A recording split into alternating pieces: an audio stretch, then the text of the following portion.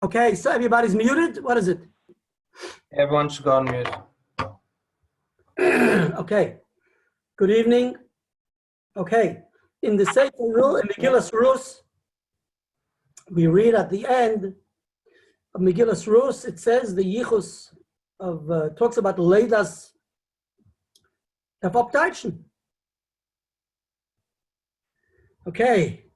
At the end of Megilas Rus, we read, Mamash at the end, Me'ele toil des Peretz.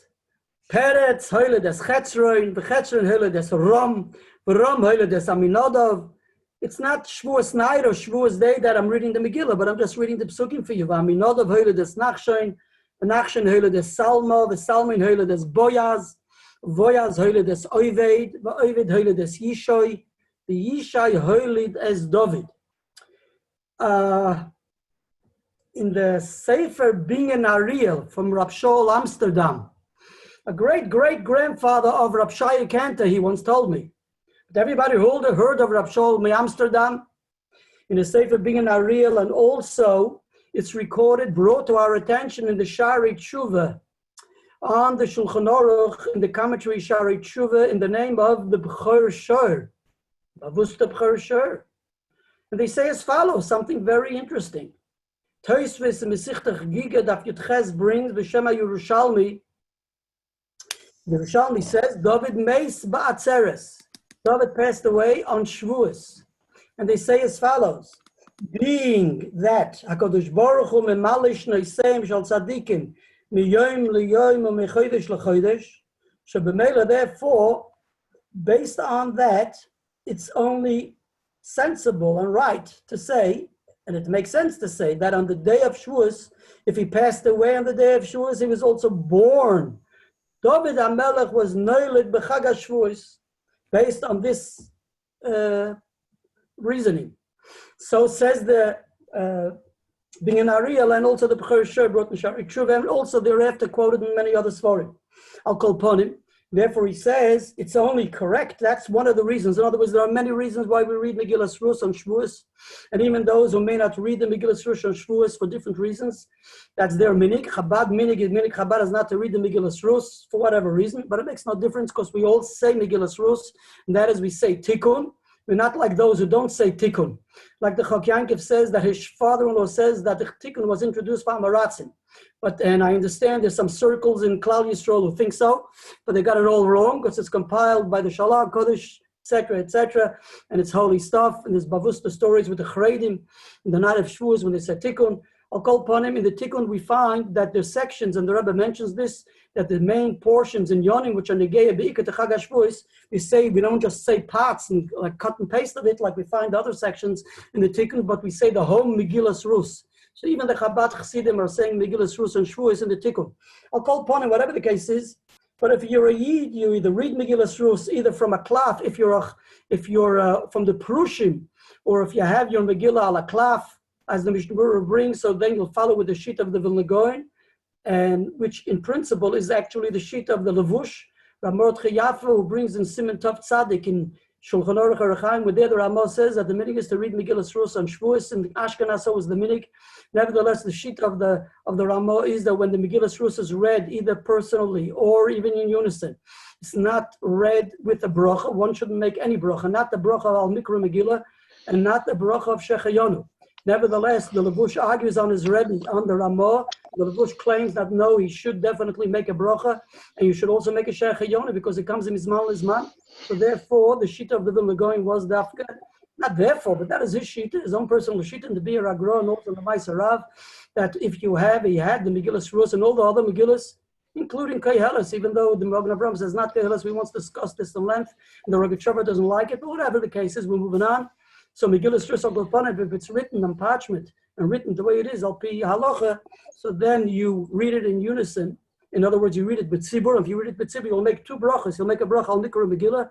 You'll also make a bracha al Shechayonu. That's if it's written al Klaf. And if I recall correctly, the Mishnah Berurah records that in Siman Tov Tzadik in Hilchos Pesach. But he doesn't mention that when you read Megilas Rus on Shavuos in Hilchos Shavuos, which is Siman Tov Tzadik Daled, after the Balatanya, the Rav Shulchan Aruch records and cuts and pastes what the Ramah writes, and what he himself writes in Siman Tov Tzadik Daled.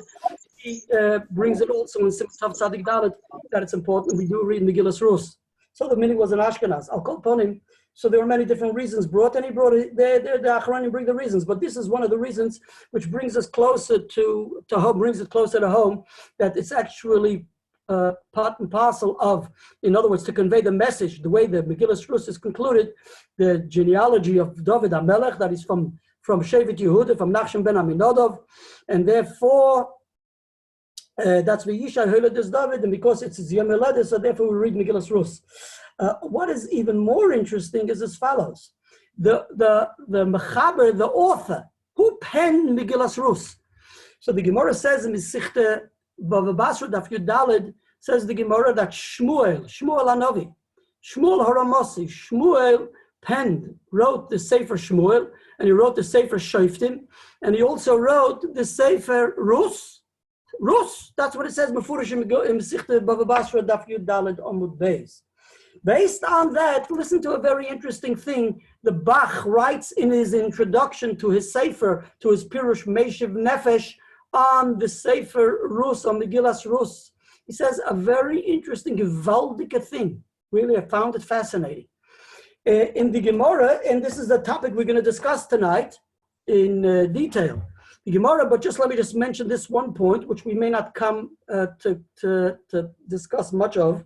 And that is the Gemara in the sequence to the discussion of Amoini Veloy Amoinis, Mo'ovi Veloy Mo'ovis, meaning plainly, as we will go on to discuss, which mainly what is relevant to us tonight is the Mo'ovi, right? And that is like we read in the beginning of Rus, that Machloin V'chilyoin marry the women Mo'aviois, right from Mo'av.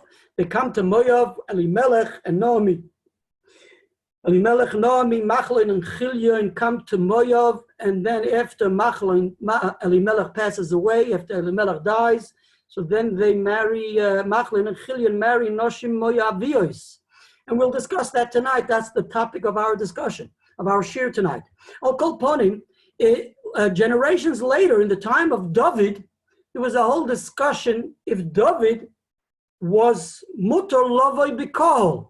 And that is in the story in Sefer Shmuel, where David and Goliath and David knocks out Goliath, and then David seems to be suitable for the Malchus, and Shaul inquires and queries who is this individual David, even though he knows his father Yishai, and is he suitable for kingdom, for kingship, etc., or is only suitable for Chshivus, or is he suitable for Malchus?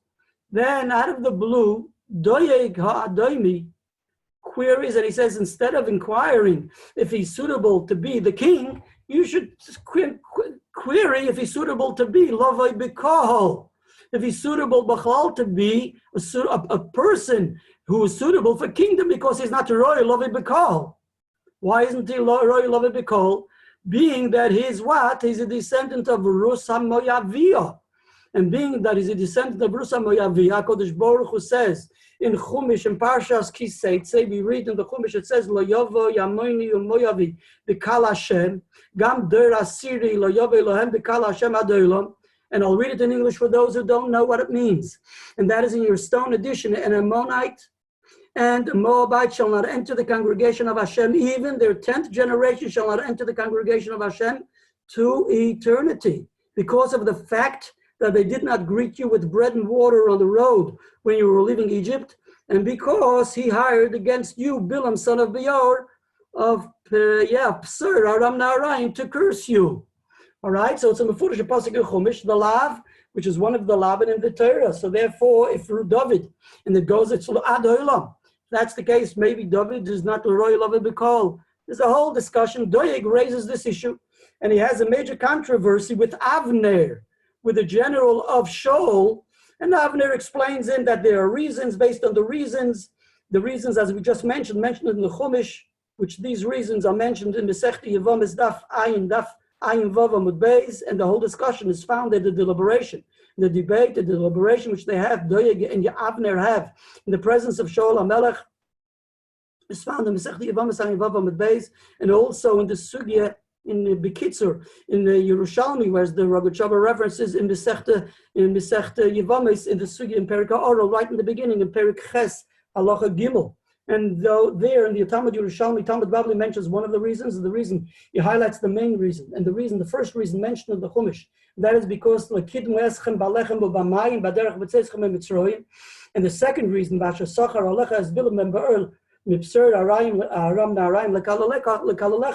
is found in Yerushalmi. So he says, that reason only applies to men, it doesn't apply to the women. Therefore, the women are not part and parcel of this. And because David is coming from Rus Hamoyavio, so it's not a problem. Doeg had questions to ask, and he actually silenced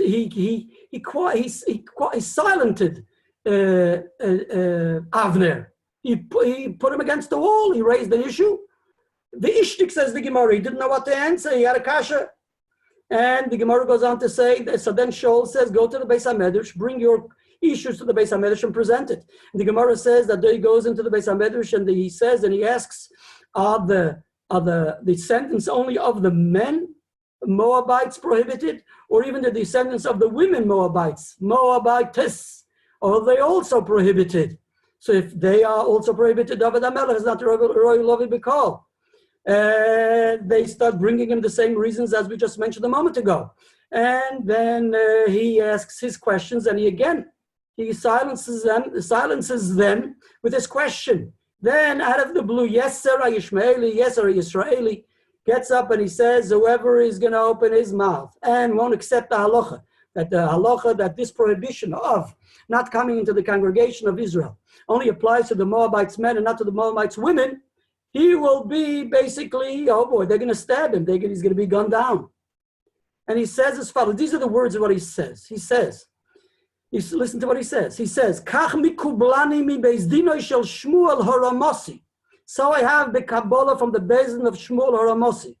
Amoini v'loy amoinis, moyovi v'loy moyovis. That this din applies only to the men and not to the women. And because David is coming from Rus HaMoyaviyah, from the woman, so therefore it's not a problem, and therefore Israel will be called. And he says, Mikublani mishmuel haramosi. What does that mean, Mikublani? I have the Kabbalah from Shmuel haramosi. The Gemara just goes on to say, how can he be trusted?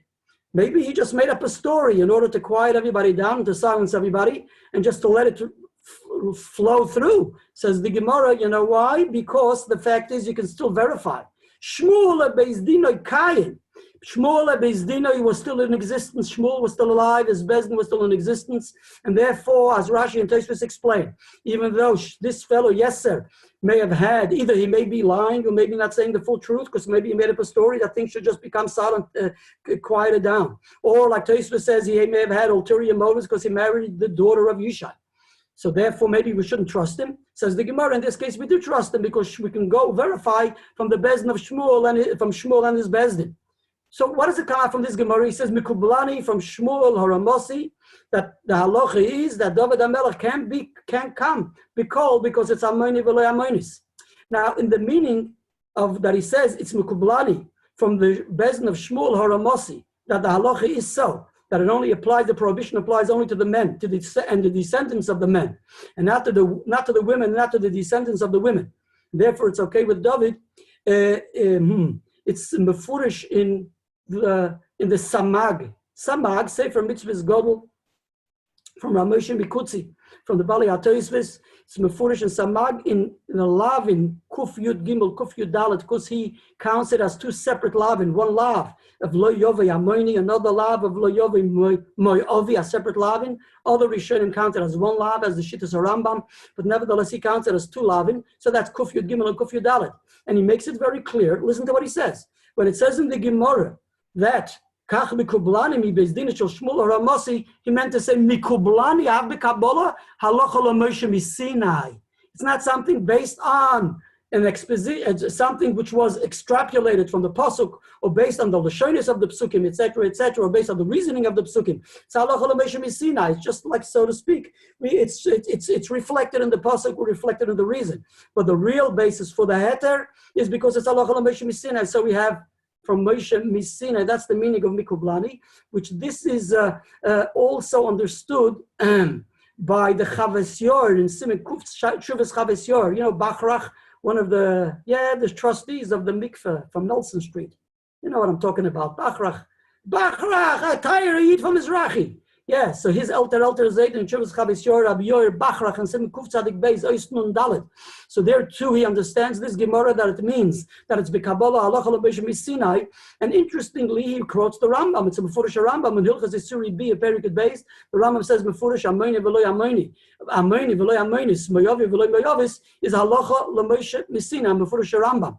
Now, and again, so it seems from the Chabis Yor too that this is based on the Gemara, and it's a Mefurish Marsha in this Gemara. Take out a Marsha, a lengthy Marsha. He explains that when the Gemara goes on to say that we know it from the pasuk Ameini V'Loi Ameinis, and Tosfos has an issue in Tosfos Dibra Masel Ketanoi. So the Marsha explains that he meant to say it's Halacha L'Meishim Sinai. He just finds the pasuk that the pasuk reflects it. So it's a Halacha L'Meishim Sinai. There's an interesting discussion from Rav Velvel Brisker in his commentary in Chidushei Hagriz on Rus, that he brings this. It's interesting, his language. He says, after he says that he interprets this Gemara to mean Halacha L'Meishim Sinai, he says it was brought to my attention that so is written in the Samag, and then they showed me it's in the Rambam. I thought Rav Velvel knew all the Rambams, but he's very humble, and he says it was then brought to my attention that it's so in the Rambam, and it was a Suribiyah. I'll call upon him, so all of these Gedolei Yisrael, and he elaborates, Rav Velvel elaborates on this, that's the ikar of the message of Shmuel Aramasi, that's Halacha L'Meishim Sinai, and with this he reconciles the statement of the Pliny Almoni, which we'll come to later on, possibly, in the Sefer Rus, where the Sefer Rus, basically he says in the Sefer Rus, Pliny Almoni says, I'm not prepared to redeem the properties or to, so to speak, to marry Rus for the reason that I'm afraid that it's going to affect my genealogy, my descendants. Asks, and you look at Rashi, what does he mean to say? Because he didn't know of the halacha, Amoini V'Loi Amoini, Moyavi V'Loi Moyavis. He didn't know that it doesn't apply to the women, and therefore he thought that it's going to affect him negatively if he marries Rus, because she's a Moabite woman. Asks Rav Velvel Brisker, what's going on? So what does he say? That's the problem is with my descendants. The problem is with him. He can't marry her. The problem is with him. Why is he only worried about his descendants? So he says a gewaldige pirush. He says he says definitely he knew of the din Amoini V'Loi Amoinis and Moyavi V'Loi Moyavis. But he thought it's all based on the reasons of the pasuk. It was extrapolated from the pasuk or based on the reasons of the pasuk. Now, if that's the case, there's a possibility. So that would allow him to marry Rus, even though she's a Moabite, because she's a Moabite woman. But here we go. But what happens if a Bezdin, after this Bezdin, extrapolates a halacha based on the reasons or based on the language of the pasuk, and another Bezdin comes and has a different pirush, he's able to undo this drosha, this what they expounded, and they're able to undo it, and it remains prohibited. So then, even though I was allowed, because I followed the Bezdin of my day, but my descendants, if I'm going to do it, it's going to affect my descendants. They'll end up being, because of Bezdin and there, they will end up disputing this halacha, and they'll end up being unacceptable. Oh boy, right? Oh, Mashen came, says he, Mekublani, when after it became aware that it's a Kabbalah from Shmuel or Amosi, and it means it's Halacha L'Meishim Sinai, you can't argue on Halacha L'Meishim Sinai. And that's what the Pliny Almoni didn't know. That's Halacha L'Meishim Sinai. And therefore, Dafke Boyaz was aware that it's a Halacha L'Meishim Sinai, and he was Mechadesh this din, and therefore he was able to marry Rus without worries what will be with his descendants. Okay, at the end of the day, like I said, there's a major discussion about this Halacha L'Meishim Sinai. The Chabad Yor takes issue with it, and others discuss it. But what I want to conclude is as follows. So the Bach, let's go back to the Bach. The Bach says that after they said Mikublani, yeah, we have it B'Kabbalah from Shmuel or Amosi that it's Halacha L'Meishim Sinai. I call upon him that the halacha is Amoini V'Loi Amoinis, Moyavi V'Loi Moyavis. Guess what, says the Bach? Listen to what he says. They then went to check it out by Shmuel. They went to Shmuel to check it out. Is it correct? After Shmuel made it clear to them that so was, that's when Shmuel penned and wrote Sefer Rus. In other words, says the Bach, Shmuel is the author of Sefer Rus. He wrote the Sefer Rus as a psak halacha, that David is kosher because he came from Rus and Moyavia, and the halacha is Moyavi V'Loi Moyavis. He was the one who had that Kabbalah. He was the one who passed in that halacha. And he was the one who passed in that halacha. Then he wrote the Sefer Shmuel. Then Shmuel wrote the Sefer Rus. So the Sefer Rus is a psak halacha for David. Isn't that a gewaldige, interesting, fascinating approach and perspective on the Sefer Rus? The Mela, therefore, this is the legitimacy, so to speak, of Rus, the legitimacy of David. So it's the Yom Haledes of David. It's the psak halacha for David. No, soll schön, soll sein David Malka Mashiach. So schön Zeit, Mashiach soll kommen. L'chaim. Okay, now we're going to the main issue. Realize it's 5 to 9. So then you're going to worry, you're going to wonder, why did we finish it a half an hour late, 15 minutes late, 100 minutes late, 60 minutes late, whatever. Everybody has issues, right, with how we finish late. Look what happened. We don't start before 5 to 9. Whose fault is it? Mine? I don't know if it's my fault. You have to get you into the spirit. Okay, let's go. Maybe it is my fault. Listen to me. Let's go on. Okay. We learned at the beginning of Sefer Rus, and we all became, Baruch Hashem, acquainted with that, with the Sefer Rus. So in the beginning of Sefer Rus, we read that there was a Rov Ba'oretz, there was a famine in Eretz Yisrael, and therefore Elimelech, his wife, and his 2 sons leave Eretz Yisrael, and they go where? They go to Oivei, they go to Sos Vayavoyus de Moyov. And then it says thereafter, Elimelech dies, the wife, the husband of Naomi, and she's left with her 2 sons, and they marry Noshim Moyavios. And which 2 women do they marry? Shema Achas Orpa v'Shema Shenis Rus. One was Orpa and one is Rus. And the Gemara in Rus, you read the story of Rus, it's quite clear that Machloin v'Kilyon, right? These are the 2 sons. Right? If it says, Shnei Vod of Machloin v'Chilyon. So Machloin marries Rus, right? And Chilyon marries Arpa, as it's very clear from the whole story in Rus. Okay, there are a lot of issues in the Meforshim. Let me tell you, what we're going to discuss tonight is mamish, a tip of the iceberg and a drop of the bucket. It's like every all Inyan in Yonah, which we discussed from the Rogatchover Gaon. But this Inyan is a very complicated issue. But the conclusion I came to after learning this Rogatchover is as follows: that if we only had a genius, a Gaon, a Sarah Torah like the Rogatchover Gaon in our generation, he would be able to solve all the complex issues of Giyur, which many in Klal Yisrael have, Rabbonim and other individuals or other fallouts or whatever, have issues with Gerim, with Giyuris, with all the different, with the process and with the whole procedure, with all the Gala and Yonim, because we follow the letter of the law. There's no 2 ways about it. But based on the genius of the Rogatchover Gaon, because he knows Kol HaTorah Kula, you'll see what he does tonight with the Inyanim, with the Dinei Gerus, and I'm sure if we would have been Zoicha, and maybe we will yet be Zoicha, that there'll be some God will be Yisrael, a genius like the Rogatchover Gaon, who will be able to analyze. Who knows? We'll have to wait for Mashiach. We'll wait for Tches HaMeisim. The Rogatchover Gaon will return, and he'll be able to solve all the problems of Giyur without any hustle and bustle, without any problems, without any machlokes, without any animosity. Everybody will be happy. There'll be Giyur Ka'alocha, v'yazarv to zayin, and everybody will be Shalom Al Yisrael. So let's go. So basically, I want to say there's a lot of inyonim, a lot of lomdas going on. So we're just going to touch on certain aspects to just analyze certain inyonim, and we're moving. Okay, so it says they died. Why did they die? So the Gemara says Mefurish Masechta Bava Basra Daf Tzadik Aleph that they passed away. Elimelech passes away, and also the Gemara says, and also this says thereafter that by Musagam Shneim Machlan v'Chilyon they also pass away. Why do they die? The Gemara says they died because they left Eretz Yisrael because of the famine. And the Rambam brings this lahalacha. The Rambam brings it lahalacha. Yes, the Rambam in Hilchas Malachim Perik Hey tells us, he speaks about the milas of living in Eretz Yisrael. It's settling in Eretz Yisrael and being Goyal Eretz Yisrael. And there he says that the reason that Machla and Vikilyon, right, it was Kloya for Elimelech.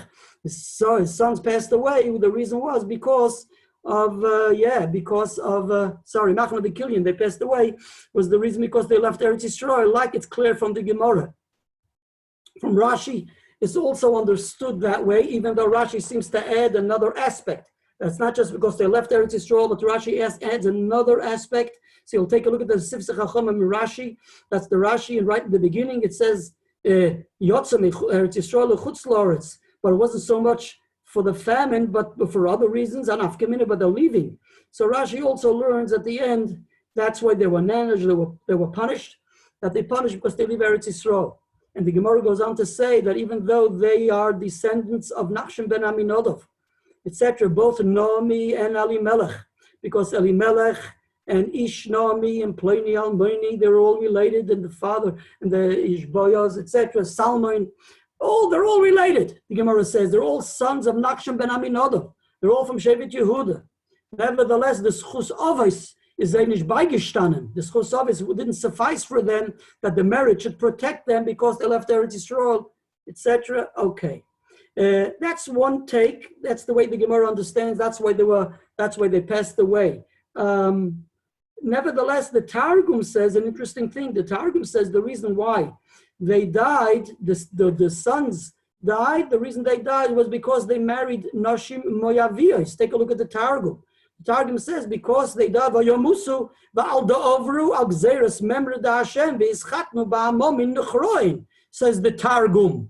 That's why they died, not because they left Eretz Yisrael. So this is an interesting Targum. So I'll call upon it that there's another so according to the Targum, it's clear that they're marrying Noshim Moyaviyos. They're marrying non-Jewish women, Moyaviyos. It's also clear from Rashi, whoever looked through the Rashis from the beginning of Rus until the end, it's very clear from Rashi that they are Noshim Moyaviyos. They are women who are Moabite women and they were not converted. They are Dafka Goyetis. They're not Jewish and they weren't converted. And therefore, if you recall through the story, that the Rashi tells us what the Gemara says in Masechta Yevomis, Daf Mem Vav, Mem Ches, the Gemara tells us that the dinim of Giur we derive from what Naomi tells and teaches Rus, meaning only thereafter, after her children die, and only after she tries to influence them to leave town and to leave her and let her go. Nevertheless, Rus says, etc. So Rashi details all the inyanim. The Gemara tells us that Rus is teaching her Naomi is teaching Rus all the details and all the inyanim of Yiddishkeit. And from there we know the halachas nowadays for a ger, the different inyanim we have to teach a ger or a geyeris before they take upon themselves the conversion. They should be aware of these details. So it comes out also from that hemshech, from the hemshech of the story in Rus with Pashtus, right? Number one, from the statement that they married, it says Noshim Moyaviyos, right? So it's Pashtus that the attacker Moyavis, the Moabite women, are not converted. Later on, seems from the story that, and also from the Rashi, he's telling them, like we just mentioned, etc. And many other points as we go on. And further on, it's only later on where we will discuss later on, and Rashi brings it also to our attention, what the Chazal say, that Boaz and his Bezdin has her converted, right? As the Gemara says, based on this that he had, the Kabbalah, that Amonis, that she is not a problem, Moabite men is a problem, but not Moabite women aren't a problem, and therefore he, as the Gemara says, in Masechta Yevamis, and as the Gemara says in Masechta Ksubis, Daf Zayin Amud Beis, that he gathers the 10 skenim, the 10 elders, and he pronounces and he makes everybody aware of this halacha, that it's Befarhesia, says the Gemara in Ksubis, Daf Zayin Amud Beis 7b, that this din doesn't apply, this prohibition of marrying the Moabite women doesn't apply any longer, and therefore he converts her and marries her. But up to that point, even the Pliny Almoni, according to Rashi, plainly, it would seem that he's not prepared to redeem her and convert her, because he can't marry her. So that's one take. Okay. Now, if that's the case, and also it makes a lot of sense, because in the Mefarshim explain and prove that point, also from this, that Naomi is actually telling them to go back to she talks her daughters-in-law into leaving. Now, if they had been converted, who would want to talk them into leaving? What right would she have? She would have a din of a mesis or madiach. She can't talk them out for going back to the former religion. It would seem quite clear. Now, all of what I just presented to you is based on the Medrash Rus. Megilas Rus. In the Megilas Rus, it's brought, a Bryce is brought in the name of Rabbi Meir in the beginning. On the Pasuk, Noshem Mayavios, he makes it very clear that they weren't converted and they didn't go in, they didn't submerge, they didn't dip in the mikveh, lo girum, v'lo hitbilum, and also they weren't aware of the din amoni v'lo amonis, and therefore they weren't punished. What's interesting, the Pirush Maharzu and the Anaf, Yefei Anaf on the Medrash learn that they he actually didn't marry them. They were basically biznus. It was something illegitimate. They did it basically just like it was like an illegitimate relationship. It was some relationship. They weren't married because they were playing goyetis and they couldn't get married and they couldn't be converted. And they weren't converted because what's the problem with converting them? Here you go. Can I just bring to your attention, the problem with converting them is a major problem. And this is going to be negated to what the Rogatchover discusses. The problem with converting them is, if they would have been converted, you could marry them. What's the problem? But guess what? The halacha of lo yovei amoni umoyani lo yovei amoni umoyavi b'kal Hashem gam der asiri lo yovei lem b'kal Hashem ad olam refers not just before they're converted, but applies even after conversion. That's the way the Rambam paskins mefurish based on what he interprets in Sefer HaMitzvahs. In Mitzvahs Loises in Nun Gimel, I'll read for you the words. The Rambam says, "He shehizironu mehischaten bezichrei amay numayav va'afilo achar hikonsam bidos." Even after they're converted. You get it? So the law applies even after they're converted. If the law applies after they're converted, the conversion wouldn't have helped, because if they would have converted Rus and Arpa, they couldn't marry them anyway.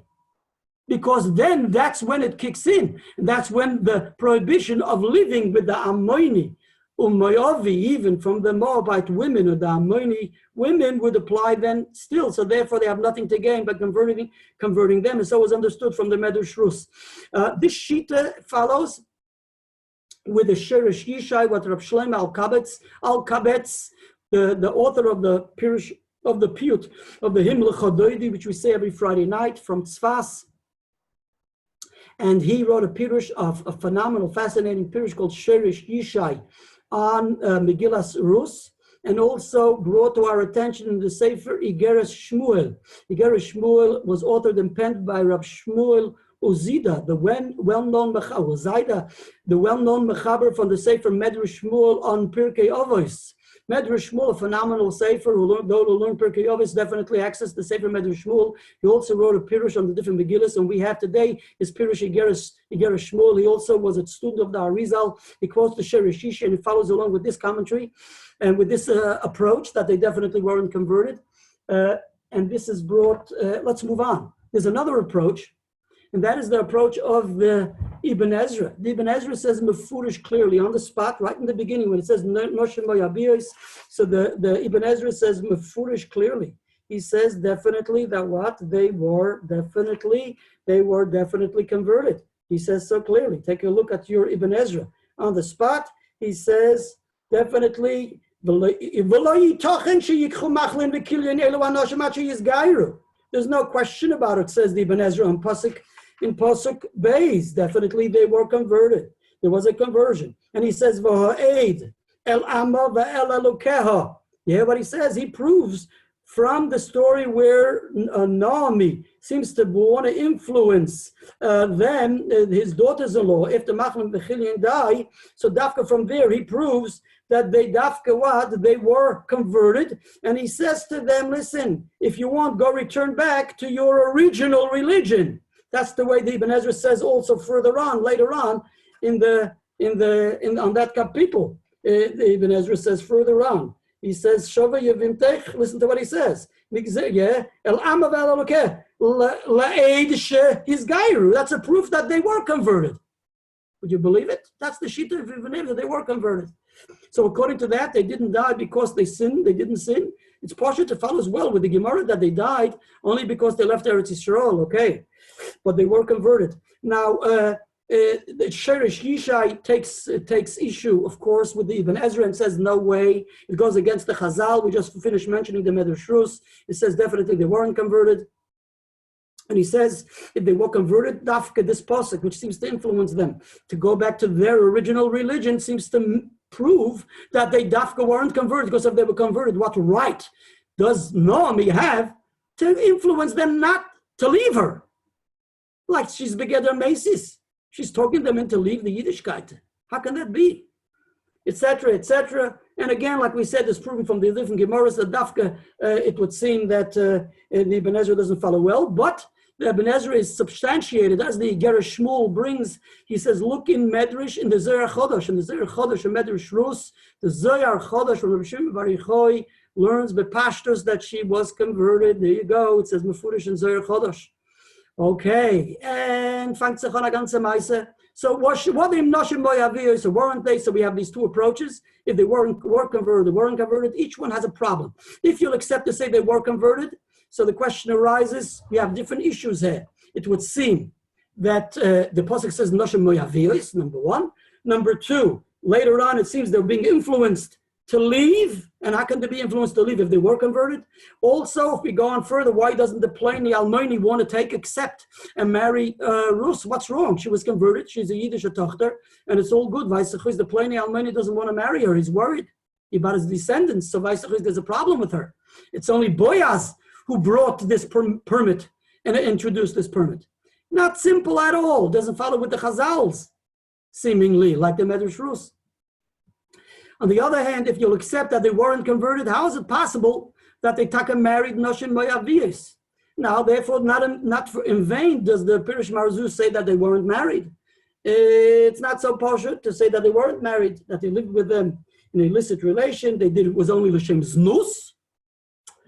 Now, if you just want, like I say, so there's many Sfarim discuss it. The Bach wants to make an interesting reconciliation in his Pirush Meshav Nefesh, and that is that possibly they were converted based for ulterior motives. You understand? Because the Gemara tells us that Machlaim v'Chilyon and Elimelech were Gdolei Hador and Parnesei Hador. The Gemara says in Baba Basra Daf Tzadik Aleph that they were very influential people, and they were very wealthy, says Rashi. So they were very influential, and they were like Jewish leaders, and they looked up to Jewish people, and even though that was the problem, they ran off from Eretz Yisrael in the famine. So because they come to Moav, oh boy. So two things, they were stuck, there were no Jewish women. Like the Gemara says, they were nisyayish from the Geula. They didn't think that the famine will end and they'll be able to return back to Eretz Yisrael, so they thought they're in lockdown. They're in lockdown. They thought they were never restricted and stuck in Moav, in this day Moav. Therefore, they had to, so to speak, find some way of living there, continue on their life there. And therefore, being in lockdown and quarantine, you can end up being in trouble and getting into trouble. So what did these greats, these Gdolei Hador and Parnesei Hador do? What did they do? They end up marrying Noshim Moyaviyos. But they convert them. But possibly the conversion is for ulterior motives. In other words, they pressed them. They influenced them to convert, and maybe they weren't even interested. But because they were influential, they got them to convert. Or maybe they came forth to Machlin v'Chilyon or Ben Rus to marry them, because being that they were influential, so like in the days of David and Shlomo, like we mentioned in the former shir, that the Bezdin didn't accept such gerim because the people got married for ulterior motives. So therefore, basically, the Bach says, yes, they got married for ulterior motives, and they married them for ulterior motives, and they were converted. So the conversion was based on ulterior motives. So it's not a complete conversion. It's not a wholesome conversion. That's why we'll find in the pasuk, on the one hand, it calls them Moyaviyos. You get it? Because they were, so to speak, not accepted as the true, dedicated, sincere converts. On the other hand, they were allowed to live there because they were converted, because after all, they were, so to speak, they were converted, even though it wasn't your standard, accepted, appreciated conversion. And with that, we reconcile the different chazals. On the one hand, they're not the goyitis, on the one hand, the Yiddish ones. Now, all of what I just said to you is a synopsis of a synopsis found in the Art Scroll. Would you believe it? They actually do a very good job. So if I have a Medrash Rus, so look at the Medrash Rus on the beginning in Parsha Aleph, Pasuk Dalad, I believe it is, on the Pasuk, on Anoshim and Meyavis. So you will see they have insights. So look, there's a lengthy insight in the Medrash, in the Art Scroll edition of the Megilas Rus, and they bring all the different opinions, and they also reference different Svarim, Chuvas Tzitz Eliezer, who bring, and also the Merid Uzmani from Rav Sternbach, all the different Svarim talk about it. But let's move on. They don't bother bringing the Rogatchover, and I'm not sure why. Either they didn't know the Rogatchover, or they didn't know how to handle the Rogatchover. So I'm not sure, and it's all good, and we're moving on to the Rogatchover Gaon, and it's 9:10. Okay. The Rogatchover Gaon treats this Inyan in different places, and I'll just bring to your attention the 3 places I'm aware of. And that is, in his commentary on Megilas Rus, and that is at the end of Chumash Bamidbar. Those who have it, Safras Paneach al Torah, will find his commentary on Megilas Rus at the end of Chumash Bamidbar. So there, on a section, on the Pasuk at the end of Rus, he takes issue with the Lashon of the Pasuk. We'll come to that soon. So that's where he addresses it. He also addresses it, and that's found in the notes, in the glosses of the editors of the Tzafras Paneach al Torah. That's Rav Kasher and the rest of the Talmidei Chacham who worked along with him. So they reference, and that's cut and paste. It's basically even those who don't have the Ma'adura Tinyana, that is a phenomenal, fascinating sefer of the Rogatchover Gaon. Just about every line, every other line, you have to realize there are 2 columns on each page, and like very small writing, like Rashi, tiny Rashi letters, and just about every line is another Sugi and Shas, and another couple of Rambams and Yerushalmis and Toseftos, just about every other line. And every other couple of lines is another, it goes from one ring to another ring, into another ring, to another ring. So you really have to be focused when you learn that sefer. But luckily, in this section, it's like quite straightforward. So that's in the Sefer Madura Tinyana. And in another area, which is interesting and surprising, I've become aware that there is a Rogatchover Gaon on Masechta Ksubas, which has now been published and hasn't yet arrived in Melbourne, Australia. And hopefully soon, maybe it will arrive, with God's help. But in the meantime, on file, what I've found is copies of the Rogatchover's glosses on Masechta Ksubas. And I wondered all along, how do I have it? And I would say, being that you have to be Makar Tova, I believe I owe a big Yasher Koyach to Rav Telzner, because at some stage, every year when it comes to one of the Chagim and Moedim, I inquire by Rav Telzner to please contact a very good friend, Harav Filipovsky, in Eretz Yisrael, who has the manuscripts of the Rogatchover on computer. And I asked him to please try to get a shtickle Torah from the Rogatchover on the Chagim Moedim. So at some stage, it must have been some years ago, yes, he must have emailed me, and I have a hard copy of his glosses of the Rogatchover Gaon's Ksav Yadin on the Masechta Ksubas Daf Zayin. And there, the Rogatchover Gaon also records basically the same message, but he just adds some additional information. So even though we don't have the published version of the Rogatchover Paneach Masechta Ksubas yet, but Al Kolponim, I believe we are the first in Klal Yisrael. I believe we're always ahead, a day ahead, and Mashiach will come first to us. And we are David HaMelech, David Malka Mashiach, so we are the first in Klal Yisrael, I believe, as a tzibur at least, who will now be able to study together and have the schus of holding on to the klamka of the Rogatchover Gaon in his glosses on Masechta Ksubas Daf Zayin Amud Beis, which is in Ksav Yad. Und der Rebbe soll Tage geben, as schus Yogin Aleinu, that in the merit of Rogatchover's Torah is Torah Maginu Umatzla, so it should protect us, and it should protect all of Klal Yisrael, B'serch Klal Yisrael, and to bring it before Shleim, for all the Yidden, that Taka and Dafka, the Rogatchover's nuclear Torah, like the Lubavitcher Rebbe Schus Yogin Aleinu said about the Torah of the Rogatchover, that his Torah is nuclear. In B'meila, definitely that nuclear Torah will definitely protect and eradicate all the Dvorim Bilti Ritzuyim, L'chaim V'Levrocha. For that, we deserve an extra L'chaim. Okay, so we're moving on. Now, the Rogatchover raises many points. Let me start off with Taka Masechta Ksubas. Listen to what the Gemara says in Masechta Ksubas. The Gemara says in Masechta Ksubas that Birchas Chsanim is Ba'asora. Sheva Brochas, right? In order to say Sheva Brochas under the Chuppah, in order to have the Sheva Brochas said throughout the 7 days, in order to enable to say Sheva Brachas, you have to have a Sorah, you have to have a minion. Okay? Sheva Brachas, you have to have a minion. Says the Gemara, where do we know you need to have Sheva Brachas? Says the Gemara, we know it from Boyaz and Rus. Boyaz and Rus, we know that we need to have, because what does it say in the Pasuk? The Pasuk says that he gathers, I'll take out a Masechta Ksubas and I'll read it for you. The Gemara says, it's a Pasuk in Rus. He gathers, the Gemara says, Vayikach Asara Anoshim Miziknei Ha'ir. Vayomer, where is that? That's in Rus. If you want to look it up, it's Dalit, Capital Dalit, Pasuk Beis, where he is about to engage to marry Rus, Boyaz. So he takes 10 people, Miziknei Ha'ir, that's a Bezdin, 10 elders, Vayomer Shvu Poi, sit here, and they sit down. And the Gemara says, yes, the reason why he takes the minion is because he's going to say the Sheva Brachas. By what? By the, and it says in Shita Mikubetzes, by the way. Shita Mikubetzes brings the Shem HaGaonim, that the Gemara had Bikabola, it was Bikabola, that this was the Sheva Brachas.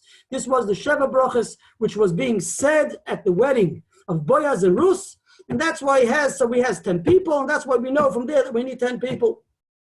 Now, the Gemara originally, the Zayin Amadalav, listen carefully, the Gemara says that there's an opinion who say as follows, that when do you need the Sheva Brachas said? Sheva Brachas is said only when the woman is, if it is, excuse me, sorry. The Gemara says as follows, Amar Rav Hun, Amar Rab Chelboy, Amar Dav Zayin Amadalef, Amar Rab Chelboy, Amar Rav Hun, Amar Rab Abba Bar Zavda, Amar Rab Amar Rav, Achas Psula v'Achas Almona Tu'una Bracha. Both if the Kala is a Psula, a virgin, or if she is a widow, you have to say the Sheva Brachas. Says the Gemara, Mi Amar Avuna Hachi, is it then so? Amar Avuna Almona ain't a Tuna Bracha. We learned that Almona, a widow, if you marry a widow, you don't need a Sheva Bracha. Says the Gemara, you're making a mistake. Like Kasha, no, we'll reconcile it. Kam beBocher Shanos Almona, a Bocher, a fellow who was never married. He's not a widower. He marries a widow.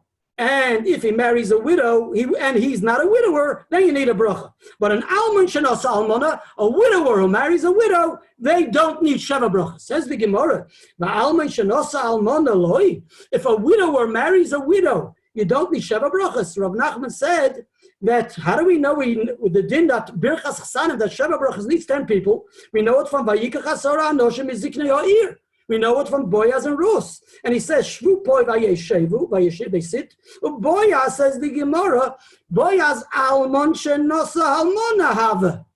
Boyaz was a widower who married a widow. Okay?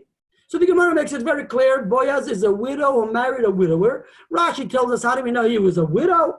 So Rashi already brings to our attention, even though Rashi just brings part of it, the Meforshim bring the rest of it. The Gemara says in Masechta Bava Basra, Dav Tzadik Aleph, the Gemara tells us that he had actually married Boyaz. Who is Boyaz? Boyaz actually is Iftzon. It's going to be Negei, right? He was one of the great Shoftim who was Shofet as Yisrael, the judges, Ba'am Yisrael. He wasn't a plain fellow. So Boyaz actually married a woman in Eretz Yisrael. He married a woman in Eretz Yisrael and he had 60 children. Gewaldig. Auf alle jüdische Kinder gesagt. Yeah. And he had 30 sons and 30 daughters, says the Gemara. And it says in the Pasuk, it's based on the Pasuk, it's a Mefurish Pasuk. In relation to Iftzon, the Sefer Shoftim, is Boyaz a Iftzon, that's what the Gemara says. And in other words, the Pasuk says Iftzon had 60 sons, 30 sons and 30 daughters, and he sends away the daughters sends them away, and he brings in 30 daughters. In other words, his daughters-in-law. The daughters-in-law used to be by the Shver and Shviger. All good, yeah? Figure it out, yeah? Okay, the Iker, we're moving. So, and he said, the Gemara says he made 120 parties. And he didn't invite Monoyach, says the Gemara in Bava Basra of Tzadik Aleph Amud Aleph. Why does he make 120 parties? Because he makes the Sheva Brachas under the Chuppah, one Bebeis Aviv, and one Bebeis Chamiv. And one of the Sheva Brachas is, which incorporates all the 7 brachas, all the 7 days, like the Rashbam says. So that's the 120 parties. He makes 120 sudas. I'll call upon him. The Gemara says, so that's one thing Rashi says that we see. He was married once before he married Rus. He had 60 kids. Then the Gemara says there that the day Naomi comes with Rus back to Eretz Yisrael, that day, Boyaz's wife dies. Nebuch, his wife died. That was the day his wife dies. The Gemara says, and Rashi explains, that being that Boaz is Iftzon, so therefore we know very well that he was the one who is the Almon. He once had kids, he once was married, and Boaz's wife dies. And what does the Gemara say? What do we know from this? That Boaz's wife dies, that Hashem is Magdim Refuah L'Makkah. Would you believe it? The Makkah is Magdim Refuah L'Makkah. In other words, Rus, who arrives in Eretz Yisrael, right? When Naomi arrives in Eretz Yisrael, that's when Boaz's wife dies. So she is the refuah. She's going to fill in for Boaz's original wife. Says Rashi, yeah. And from here we know that Hashem is Magdim Refuah L'Makkah. If God forbid He's going to bring something to affect the person in a negative way, Hashem has already prepared the refuah in advance. And the refuah is the Rus. So Hashem prepared the Rus in Eretz Yisrael for Boaz, and then his wife dies. I'll call upon him. It's very clear that he is an alman. He's a widow. He's a widower. And Rus is a widower, we know very well. It says Mefurish that her husband dies. Just she's a widow, we know very clear that her husband dies, right? Elimelech died. Guess what? Says Tosfos, very important Tosfos. Says Tosfos, when the Gemara says Boaz was an alman shenosa almona, right? In other words, we look and perceive and we accept Rus as an almona, a widower. When is someone regarded technically and halachically as a widow? As a widow. How? If you're married.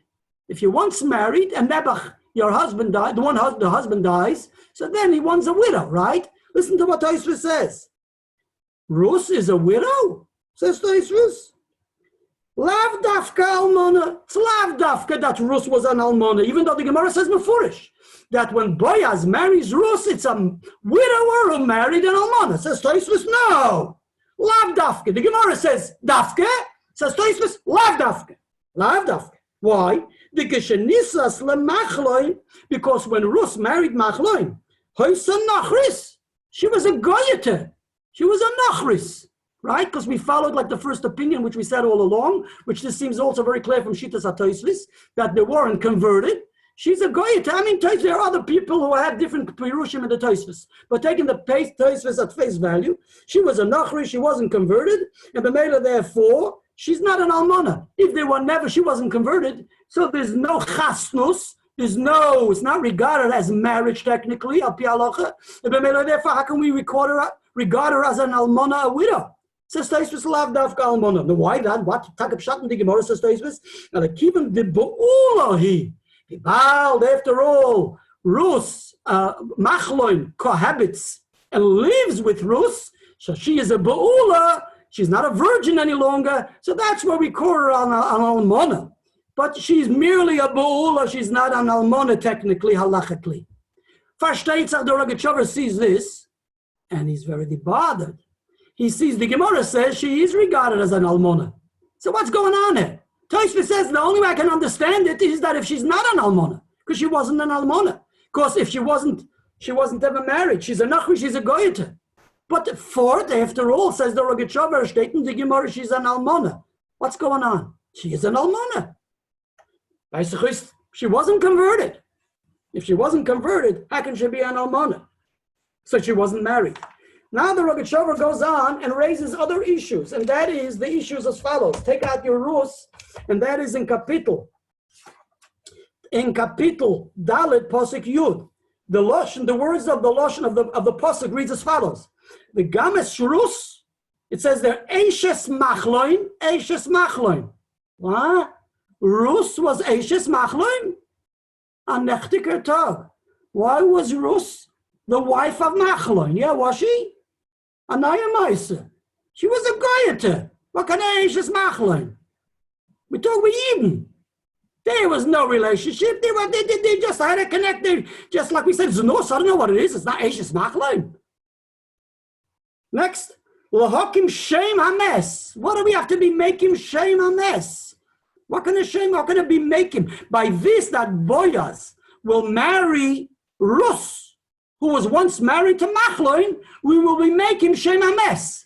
That means there was a relationship between Rus, some halachic relationship between Rus and Machloim, and therefore, says Boaz, by marrying Rus, I'm reinstating the Shem Hames, the shame of Machloim.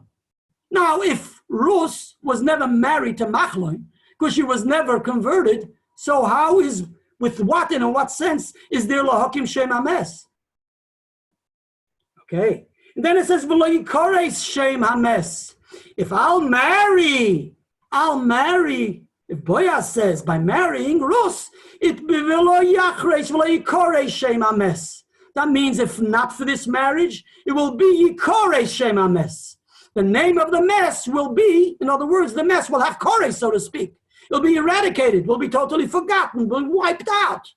But by me marrying Rus, it won't be the kores of the Shem HaMes. What's going on here? Rus was married to Machlon, or Machlon was married to Rus, or Machlon wasn't married to Rus. Doesn't sound right. Then here comes another major issue. He asks another shaila. The Gemara says mefurish, right? We mentioned this before. The Gemara says mefurish in Masechta Bava Basra in Tzadik Aleph Amud Aleph that Elimelech, Machlon, v'Kilyon were Gdolei Hador or Parnasei Hador.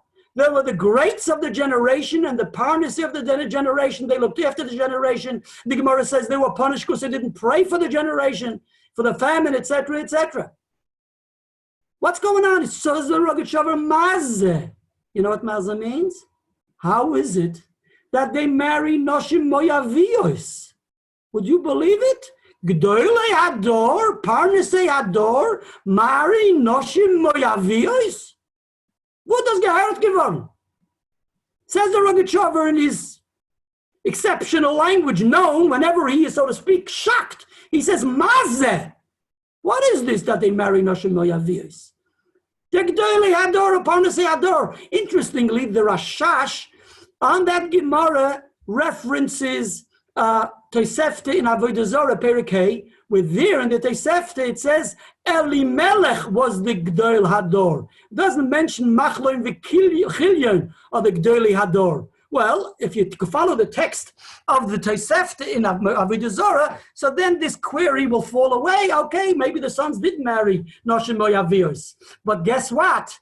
The Rambam Paskins, the Rebbe of the Rogatchover is the Rambam. Firstly, it's Mefurish in the Gemara. Secondly, the Rambam Dafke in Hilchos Malach in Perik Tes, Dafke doesn't mention Elimelech. He also doesn't mention Parnasei Hador, but he mentions Meferish Machlon v'Chilyon or Gdolei Hador. Now Rashi seems to learn that Chumash Gdolei Hador means they were the wealthy of the generation. But that's good maybe when you say it together with Gdolei Hador and Parnasei Hador. So I saw the Ben Yehoshua, Masechta Bava Basra says, Gdolei Hador means they were wealthy. And Parnasei Hador means they were great in knowledge, scholarly, in scholastic, right? In knowledge. But if you just mention Gdolei Hador, Pashtus, when you say Gdolei Hador in the context of the Rambam, Godel Hador, yes, like a Sanatere. It's not a joke. It's a Lashon Rambam and Lashon Halacha. Gdolei Hador doesn't just mean wealthy, right? Gdolei Hador means from the Gdolei Hador. Like we know Gdolei Hador. If Vosi doesn't do Rogatchover Mazeh, they marry Noshim Moyaviyos. Okay. Now the Rogatchover says as follows. A lot of details in this Rogatchover, and I'm going to move quickly now because we're left with 15 minutes. It's already 9:30. So give me 15 minutes, and it's wrapped up. And this is as follows. The Rogatchover going tells us. We mentioned before this prohibition, this din. Firstly, the Rogatchover says as follows. It says in the law in the Torah, which we mentioned, right? Where the Torah says, Lo yovoi amoni yomoyavi b'kal Hashem. Gam der asiri, which the Rambam records in Hilchos Isuri Bia, Perik Yud Beis, right? That the amoni yomoyavi cannot come into Klal Yisrael. So the Rambam says, Mefurish and Sefer HaMitzvahs, and also in Hilchos Isuri Bia, that this prohibition applies even after conversion. And the Rogatchover learns not even after conversion, dafke after conversion. How do you like that? That's the way the Rogatchover interprets the Shittas HaRambam. Even though the language of the Rambam and Sefer HaMitzvahs means afilu after they enter. Afilu, the Lashon of the Rambam is afilu lachach nasosam. After they convert. But he understands the afilu in a different way. It means afilu means as follows. You're not allowed to marry them because they're goyetus. But you would expect that after you convert them, you can marry them like any other conversion. You convert the goyeta, you can marry her. But in this case, says the Rambam, afilu, after conversion, you can't marry them. So the Rogatchover learns that Odasa Rambam, the prohibition where the Torah says there's a transgression, and you get malchus and there's a lav of lo yovo yamoni yamovi b'kal Hashem, kicks in dafka after conversion. Okay. Now realize if that's the case, Machlaim v'chilyan orin stay moyav.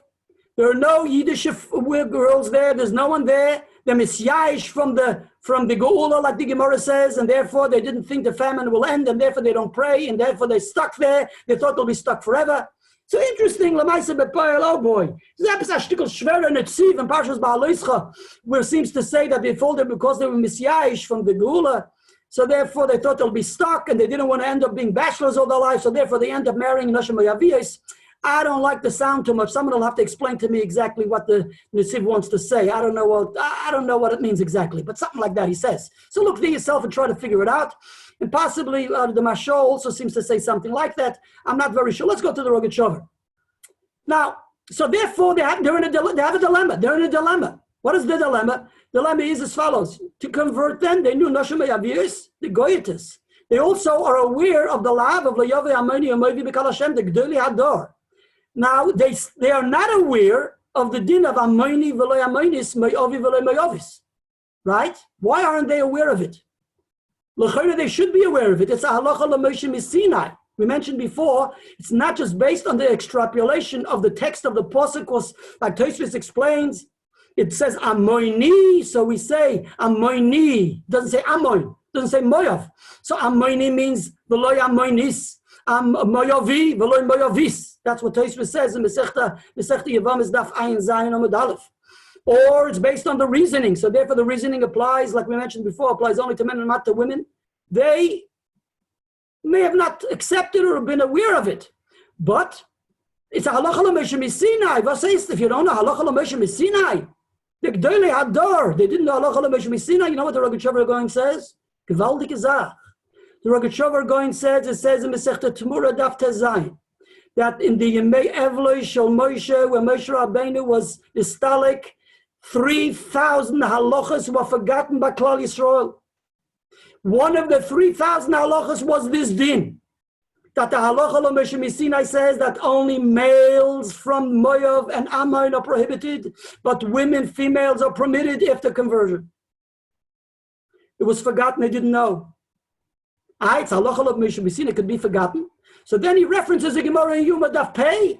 The Gemara says mefurish that the shiurim, right, the measures and the shiurim of different things, the weights and the measures are halacha l'Moshe Misinai, says the Gemara. The Gemara quotes a member of Brisa that it was nistaken, it was instituted by a bezdin. Says the Gemara, how can you say it was instituted by the bezdin? We know it's halacha l'Moshe Misinai. Says the Gemara, you know what it means? Shachachum v'chazru v'yazdum. We can forget the halacha l'Moshe Misinai, possibly like the 3,000 halachas which were forgotten in Yemei Evloi Shel Moshe, and they were never mourning. And in the morning, in the bitterness of the morning, they forgot 3,000 halachas. One of them is this halacha. Shachachum, it was forgotten. V'chazru v'yazdum. Who was chayzer u'miyasid? Who was chayzer? So just like the Gemara says in Masechta Yuma, in relation to halacha l'Moshe Misinai, shachachum v'chazru v'yazdum, the same says the Rogatchover, the same applies there too. That when the Gdolei Hador, Machle v'chilyon weren't aware of it until Boyas came around, like the Gemara says mefurish in Masechta Yevamos, and the Gemara says in Ksubas that he was the one who was mechadish this din, and the Rogatchover brings to our attention, how can he be mechadish a din? Eilu dvorim she'ein ha'novi l'rashoy l'chadish dover me'ato. There's a halacha that a novi, right, can't, or a shayfet, anybody can't be mechadish new dinim. So if the Torah says all are prohibited, even after gerus, so how do we allow Amonim, only the men, and we allow the women and we prohibit only the men? Says the Rogatchover, it wasn't a chidush of Boyas. Boyas only revealed the halacha l'Moshe Misinai, right? It's not a chidush of his, it was forgotten, and he now renews it. It means to say he renews it and he reveals it. Or like we say, it becomes revealed. Oh, and what's interesting, it's like a politic thing, because according to that, what's going on in Machlin and Chilyon, just interesting. Machlin and Chilyon aren't aware of this halacha l'Moshe Misinai. The Pliny Almoini may not either be aware, according, at least, he's not aware either. Definitely, according to Rav Velvel Brisker. But in Pashtus, then he's not aware of this halacha l'Moshe Misinai, right? Who is mechadish it, and who pronounces it, and who announces it, and makes a whole pirsum out of it, like the Gemara says in Ksubas. Is Boyaz Dafka in his bezdin, right? Guess what? Nevertheless, they forget it again. Because all of a sudden, when there's a story with David and Goliath later on, would you believe it? They also have this whole deliberation, is David permitted to come in Klal Yisrael because he's a descendant of Rus HaMoyaviyah, right? And there's the whole discussion in Masechta Yevamos, is he permitted or not? And Avner seems to say, yeah, he should be allowed because it only applies to men and not to women. Nevertheless, Doeg refutes it. And we have to then prove Doeg wrong with the Kabbalah from Shmuel HaRamasi. So this halacha has a modern mazel, that originally it's forgotten and it's only renewed via Boaz. It's forgotten again, it has to be renewed via the Bezdin of Shmuel HaRamasi. Beisach nicht was geht da mit die halacha. But I'll call upon him, let's move on. The man says the Rogatchover going, Machle v'chilyon are in a dilemma. So listen to the way how the Rogatchover going reconciles their dilemma. Listen to what he says. The Rogatchover going is mechadash a chidush godel. And he says as follows. We know in mitzvah mila, right, there's a mitzvah mila of a yid, and there's a mitzvah mila of a convert. The mila of a yid is kiyum mitzvah mila. The mila of a convert is not kiyum mitzvah mila. The mila of the convert is a conversion. It's part of the conversion. And that's why the Rogatchover, well, like the Gemara says, Mefurish Masechta Chagiga, the Gemara says that Avraham Avinu is Rosh Lemulim. He's the first one to, he's Avlegerim. He is, so to speak, the father, the ancestor of the Gerim. And Tosfos explains because he was the first one to circumcise himself. In other words, his circumcision wasn't just the Kiyum Mitzvahs of Kiyum Mitzvah Mila, what Hashem commanded him. When Hashem commands a Mitzvah Mila, that is part of his conversion. He becomes converted, Mitzvah Mila, and that's what the Rogatchover going says. There is a difference in halacha. If the Mitzvah Mila of conversion has special guidelines, it has to be done only by men and not by women. It can't be, even though the Gemara says in Masechta Avodah Zorah, La halacha, right? We know the halacha is Isha Ksheira Lomel. A woman is kosher to do circumcision. That's the story with Tzipora, etc. The whole discussion in Masechta Avodah Zorah about Daf Chav Zayin. But says the Rogatchover going, that's all when we're performing the mitzvah of Mila on a Yid. Or whatever, mitzvah Mila. But if the mitzvah Mila, if we're talking about a Mila of conversion, there's no way that could be attained and gained and performed by a woman. Because, says the Gemara, he says, because Geras is called Mishpat. That's a type of judgment. And who can be a judge? Only men and not women. So therefore, a woman cannot perform the mitzvah Mila on a Ger. So Ishak Sher Olam is only by the mitzvah Mila, but not by the conversion. Okay, that's one of the inyonim, he says. Another nafkamina, if the mitzvah mila is mitzvah mila or it's the begetter gerus, the Rogatchover is of the opinion that mitzad mitzvah mila of the Torah, we know midoraisa biblically you can perform the mitzvahs from aloy shas shachar, from dawn, like the Mishnah says in Masechta Megillah. We just wait for Netzach Hama because we're unsure when dawn is and when is Netzach Hama, when is sunrise. But minadim biblically it can be from dawn. You can perform mitzvahs, mitzvahs from dawn. But that's all in relation to the mitzvah mila. But when it comes to the mila of gerus, because gerus is begeder mishpat, that's begeder judgment. In other words, we have to implement judgment, and judgment has to be done dafke la'or hashemesh. It has to be dafke after sunrise. He proves this from many different places of Masechta Sanhedrin, etc. So therefore, he says that's why mitzvah mila of Avraham Avinu was dafke be'etzem mayoim hazeh. If those who re-listened, remembers the Rogatchover Shiurim, we discussed this by the Rogatchover Shiurim. Here comes the Rogatchover and he goes on as follows. And he says another interesting, unique, novel thing when we're performing the mitzvah mila by a ger, by a convert. The din is, the Rama Paskins in Hilchas Yisuri Biyah, right? And that is, even though in Gemara there's a machloikis. There's a machloikis in Gemara in many places. If in order to become a convert, we need the mila and the tefillah, or if mal v'loy toval, one is also a yid, do we also need the immersion, or we just do the circumcision? The fact is, the Rama Paskins, there's no two ways about it. We're not pasking, by the way, we're not pasking halacha say, we're not a bezdin, we're just discussing issues, so no one should derive or take out or whatever, or apply any principles we've discussed tonight, because it's not we're not talking la halacha, we're just analyzing the inyanim and presenting the inyanim which are already recorded. Ram Paskins la halacha for just like the Yidden entered the covenant of Hashem and they were converted to Yiddishkeit, they became Hashem's nation through Mila, Tvila, and Kabbalas Mitzvahs and the Korban. So the same also, and the Rambam explains this in Hilchas Yisuri Biyah, very good Gimel, if I recall correctly, Yud Beis, Yud Gimel, Yud Daled, Yud Gimel, I think it is I'll call upon him. Same it goes for every convert, has to also have the Mila and the Tefillah and the Kabbalas Mitzvahs and the Korban Hager with much of Beis Hamikdash HaYikayim.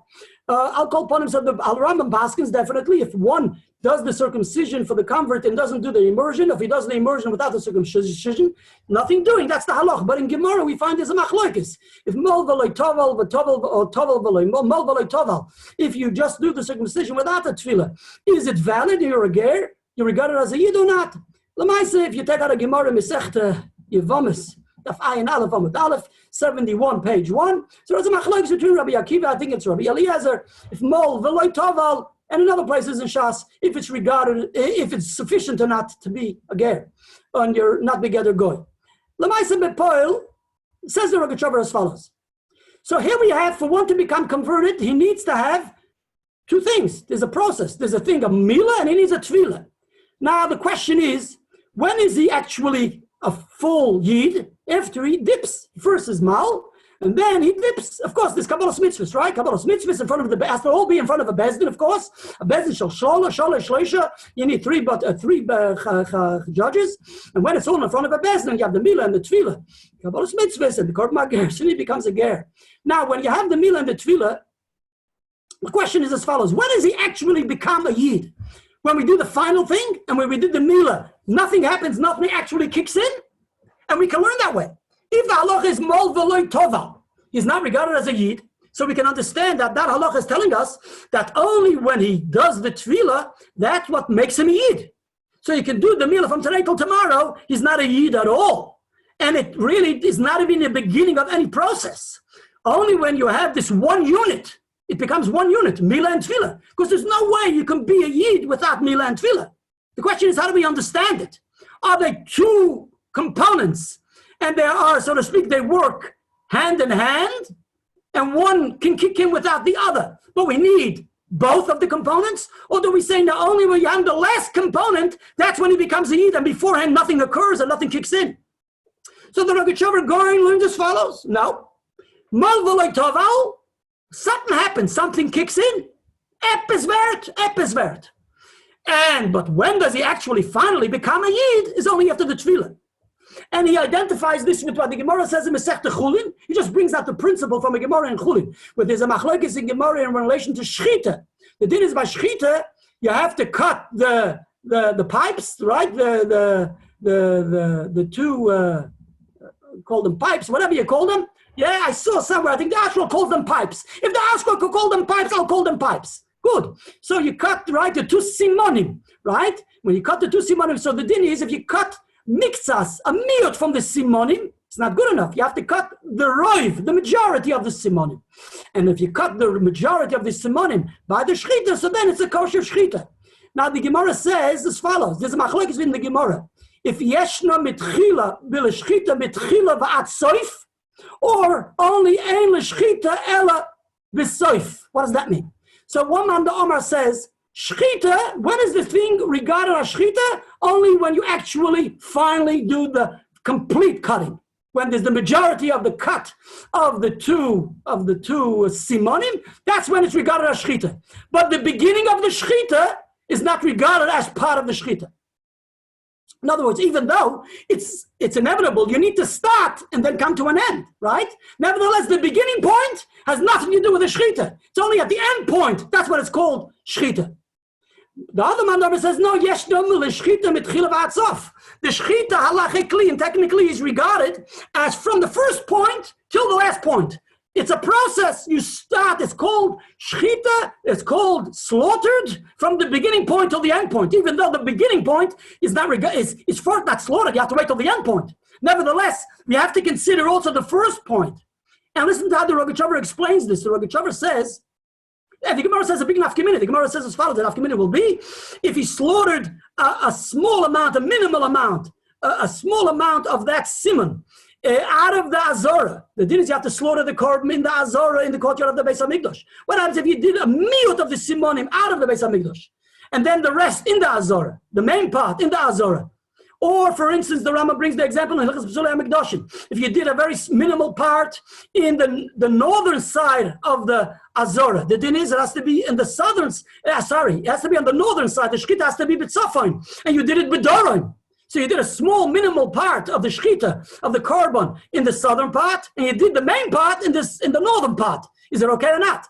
So the nafkamina will be, because the halacha is, and that's the halacha. Yeshna l'shchita mitchila v'atzof. Shchita is regarded from the first point to the end point. So even though the first point is a minimal amount, it makes no difference. It's all called shchita. So if it's all called shchita, part of that korban was done out of the Beis Hamikdash. Part of that korban was slaughtered in the wrong place, in the wrong area. So therefore, it's possible, says the Rambam. There's not enough nafkamina in Hilchos Shchita the Rambam brings. Now the Rambam learns as follows. Guess what? The Rambam says, because we say Yeshna l'shchina mitchil v'atzof, this is the way the Rogatchover analyzes it. Because I need to come out to the first point, but the first point, when do we finally regard it as a complete shchita, only at the end point, so we say at the end point, it works retroactively.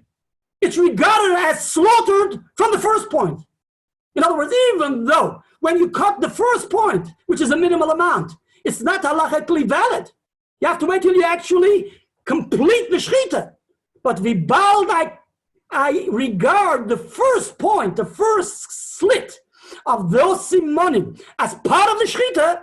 So once I finalize the shchita of the simonim, it works retroactively. That's regarded as if it was slaughtered from the first moment.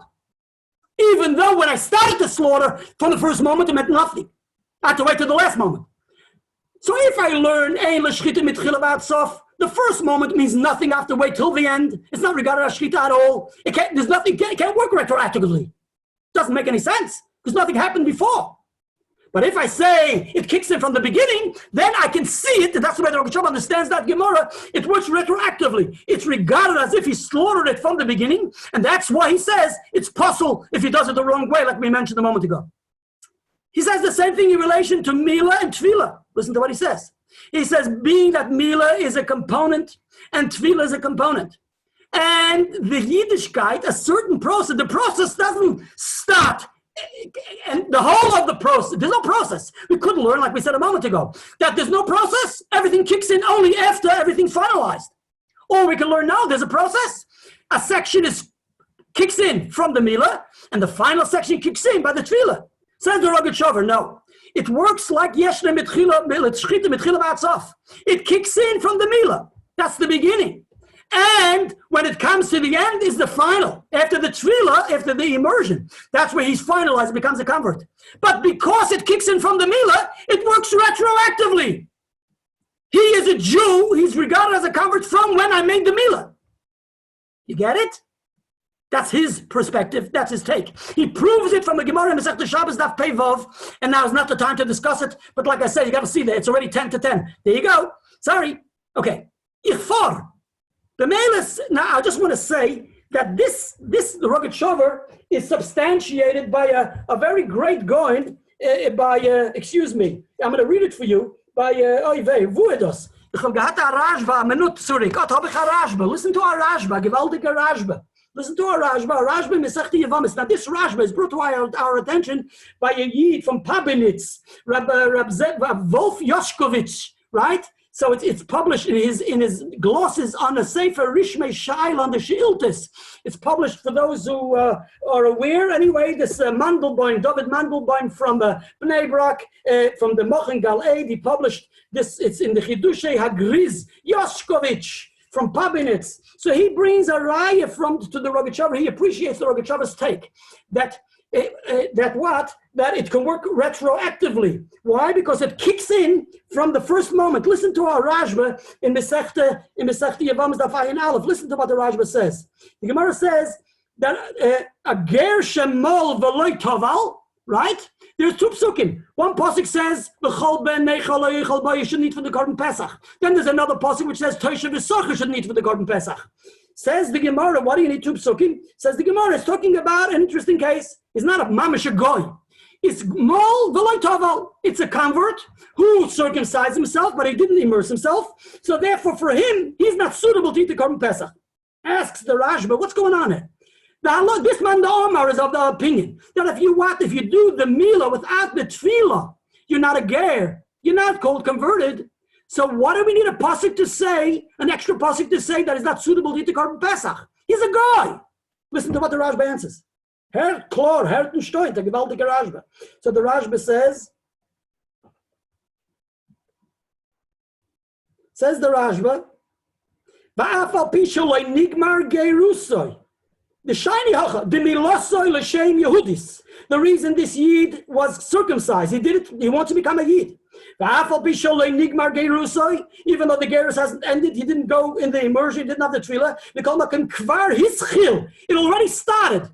V'nichnas ktsas b'das Yehudis. Herr Tarashba. V'nichnas ktsas b'das Yehudis. What's to blame? The halach is ger shemol v'loy toval is not a ger. You can't marry a Yiddish Froi, etc., etc., and you can't count him to a minion. Nevertheless, says the Rashba, ger shemol v'loy toval is nichnas ktsas b'das Yehudis.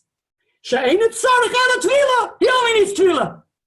You hear that? Interesting. So even though the halach is mol v'loy toval is not a Yid, nevertheless nichnas ktsas b'das Yehudis, says the Rashba. In other words, as a shtickle Yid, a halbe Yid, a halbe go. Right? That's exactly what the Rogatchover says. Yotzo michlal ben noyach, says the Rogatchover, v'adayin lo nichnas b'chlal Yehudi. And this is a concept in Masechta Sanhedrin in relation to an Evet Kanani, where you buy an Evet Kanani. Says the Gemara Mefurish. It's Mefurish Gemara in Masechta Sanhedrin, the Rambam Paskins that way in Hilchas Gerus in relation to an Evet. Says the Gemara in Sanhedrin Daf Nun Ches Amud Beis that the Evet in the home of the Adon is regarded Yotze Mechlal ben Noyach Ulachal ben Yisrael Nichnas. So you can have someone who's nicht dahin and nicht daher. And guess who appreciates that? Rabbi Yosef Engel, in his commentary on Masechta Yevamos Daf Mem Vav, goes to town with this concept, and he says one shouldn't be mistaken to think that after the Mila, automatically he automatically becomes a Yid. No such thing. He says there are two stages. The Mila takes him out of this goy part of him. He's become ois goy because you remove the mila, which is identical to the goy, etc. That's the mius of the goy. You have to remove from him. But now he still has to be bestowed and become a kodesh, something holy in relation to a yid. What bestows and brings him the kedushas Yisrael is only with the immersion, with the mikveh. He says there's no such thing that after the mila automatically you become a yid. He gives an example of a yid or someone who's created with the Sefer Yetzirah. He says just because he's not a guy who's created by Sefer Yetzirah, just because he's not a goy, doesn't mean to say he's a yid. He says there's something in between, and ishtahin and ishtaher. So the Rabbi Yosef Engel goes to town, like I say, in his Sefer Galiyani Hashas, Masechta Yevamos Daf Mem Vav, and also in his Sefer Beis HaOitzer in Ois Beis Klal Zayin. He elaborates on it, and he quotes a Gewaltiger Radvaz. In the Radvaz, Radvaz is Simen Tov Kuf Yud Zayin. In Chele Gimel, the Radvaz basically says the same principle, that it's not that there's no beginning process. There is a process, and the beginning process is with the Mila. The end process is with the Tefillah.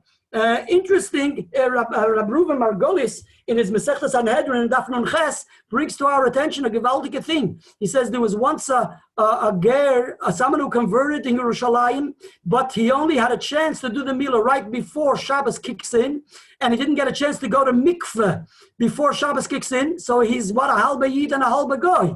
So they did the Mila before Shabbos, the tefillah wasn't done yet, and you can't do the final conversion because it's mishpat on Shabbos. So you have to wait till after Shabbos. The shaila is he allowed to do malacha, or maybe should he dafka do malacha? Is he a yid or is he a goy? So he says, Gdoni Yisrael said he has to do malacha because Ribaldi is a goy, so he's not allowed to be shavis b'Shabbos because he didn't yet do the immersion. But then he brings to our attention there was a major controversy in Yerushalayim if this goy is allowed to do malacha. Maybe he's a shtickle yid. He's not allowed to do malacha. And the meme says, listen to what the Rogatchover Gaon says. If there's mila and then tefillah, even if the tefillah was done years later, you hear that? Even if the tefillah, the immersion was done years later, nevertheless, retroactively, he's a yid from the mila years before. And guess what? And it affects him, it will affect him if he did something with a woman in between that period, in between the mila and the tefillah. He had some relation with a woman.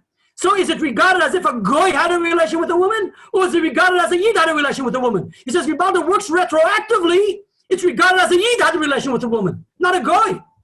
Which, according to that, if good retroactively, it looks like that guy, eventually he's going to go to mikveh after Shabbos, and retroactively he'll be a yid. He wasn't allowed to do malacha. on the Shabbos in the case of Yerushalayim. Okay, there's a lot to think about and talk about. Let's move on. So the Rogatchover Gaon says, and this he says, this principle he introduces in many places. He says, just like it works for a man, the same it works for a woman. The woman, the din is that she has to what? She has to be toivel and become Kabbalah mitzvahs upon herself. Right? So there's Kabbalah mitzvahs and tefillah, an immersion of the mikveh. Kabbalah mitzvahs and immersion. Now he says, what happens if only one spot will be done, one will be performed? There's only tefillah b'mikveh, right? But there lacks the Kabbalah mitzvahs. And we'll follow with the opinions that Kabbalah mitzvahs is essential for her to become a ger, a geyeres. Says the Rogatchover Gaon, the same will work, just like we analyze by the male, the mila and the tefillah. It works retroactively. The same works by the woman. That when she immerses in a mikveh, right? The shame geirus for the intent of converting. And then thereafter she's mekabel olah mitzvahs, but she doesn't do it immediately after. She does it much later, even years later. It doesn't talk about years later, but some time later. So the din would be that when she's mikabel upon herself, the Kabbalah's mitzvahs, she take upon herself to perform the mitzvahs and the oil of Torah and mitzvahs, she then becomes a complete geirus. And it doesn't just work from this point onwards, it works retroactively. She's a Yiddish woman from the time she went to mikveh. Here we go. Says the Rogatchover Gaon. This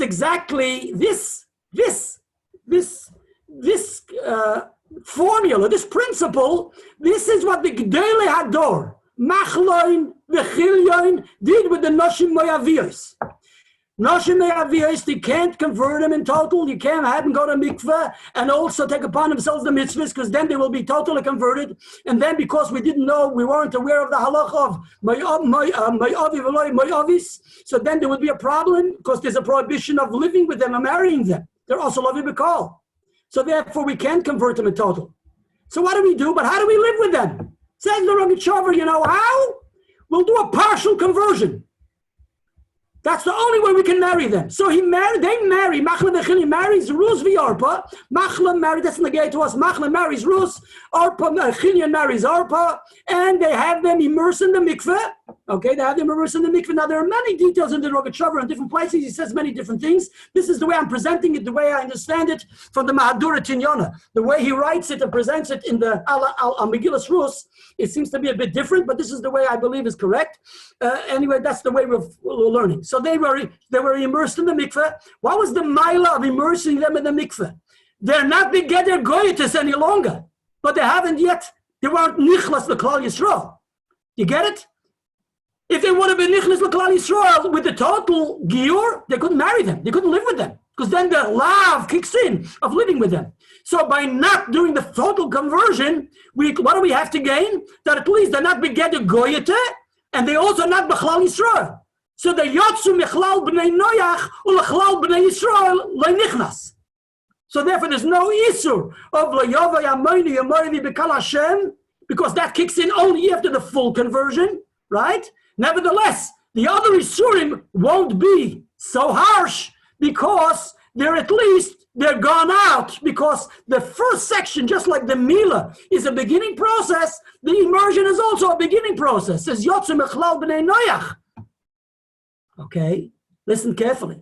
Now the Pliny Almighty doesn't know of the din, therefore he's not prepared to convert them.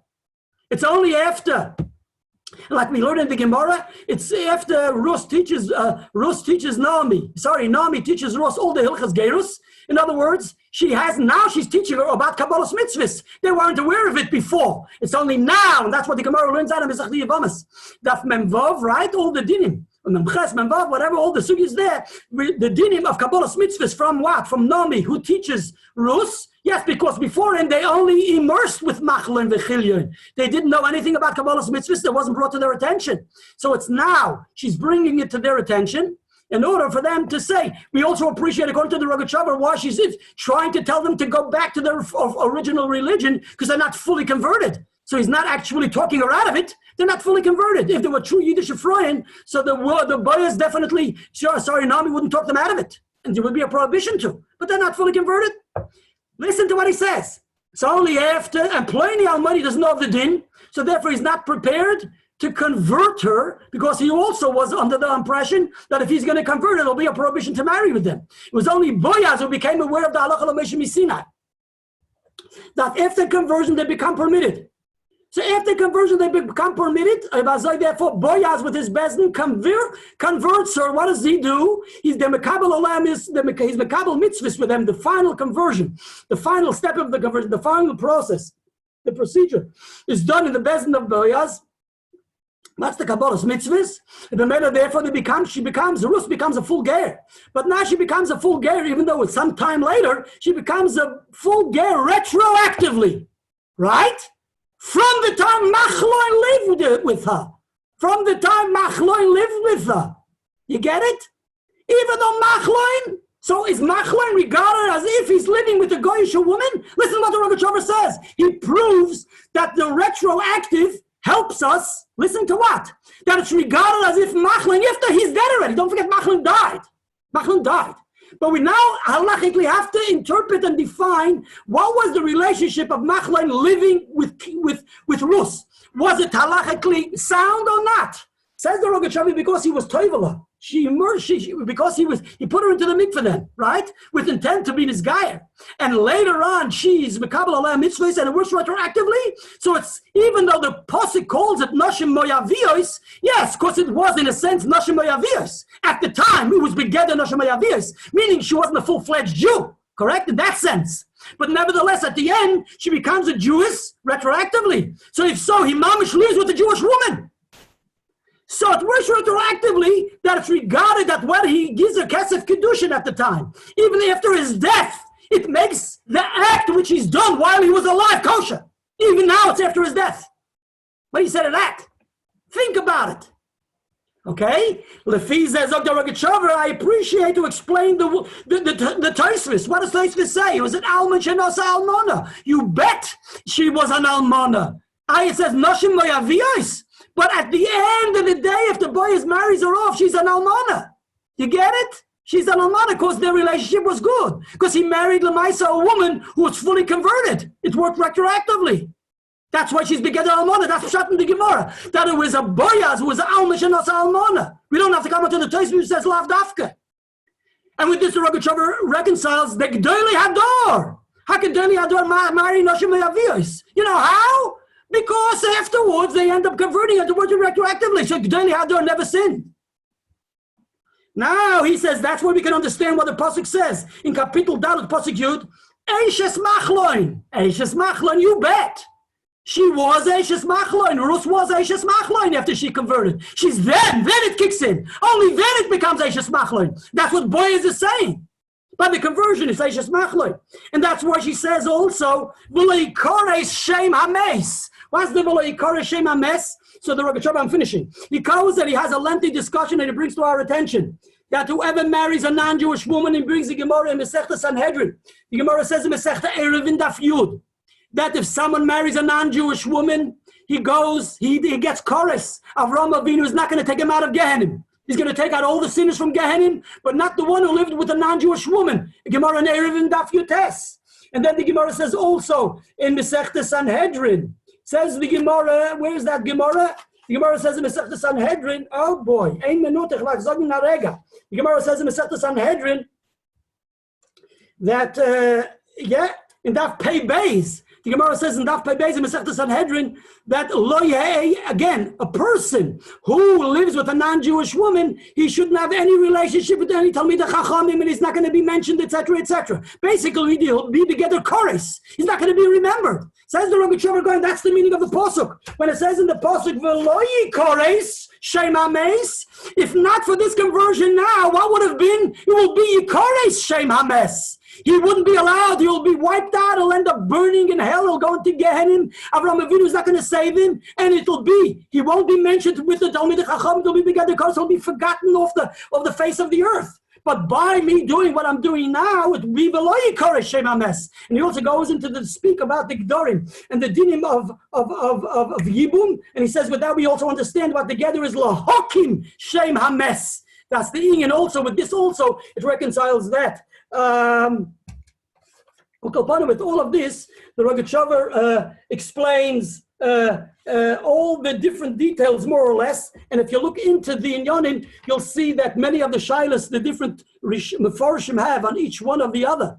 Right? Like we mentioned, the two or three different shitas mentioned in the synopsis of the art scroll thing. You'll see the different shilas they raise.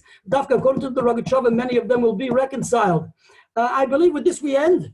I'm just trying to think if there's something else which I have to speak about, but what's the difference? That's my problem. And therefore, with this we end. Thanks for coming. I know we went over time, but because it's time to go, everybody should have a freiliche Yom Tiv and B'shoyin Harav, like the Rebbe used to write to all the Yid, like the Loshen of the Frierdiker Rebbe was on the Chag Shavuos. It should be the Kabbalas HaTorah B'simcha B'pnimius, should be with joy and should internalize the message of Shavuos.